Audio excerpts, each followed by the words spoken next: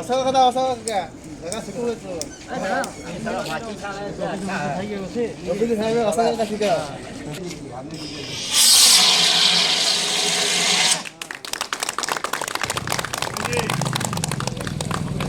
जाना जाना सब लाइक है थोड़ा सा सब लोग हमारा साथ दिए हैं, सब लोग भी आप लोग भी बहुत बहुत धन्यवाद मैं कहना चाहता हूँ।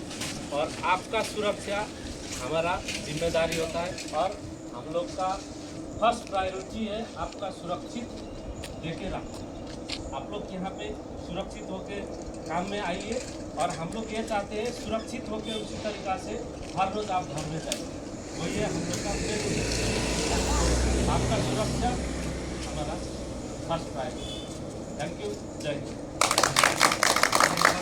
होगा तो हर हफ्ते बोल दीजिए, एक दिन हर हफ्ते आप ट्रेनिंग दीजिए कोई ना कोई। जी আজকে আমাদের জেকেএলএফসি প্ল্যান্টে আমাদের সিকিউরিটি হেড কমলজি সবাইকে নির্বাচনের জন্য খুব ভালো একটা ক্লাস দিলেন। কমলজিকে আমাদের পক্ষ থেকে অনেক ধন্যবাদ।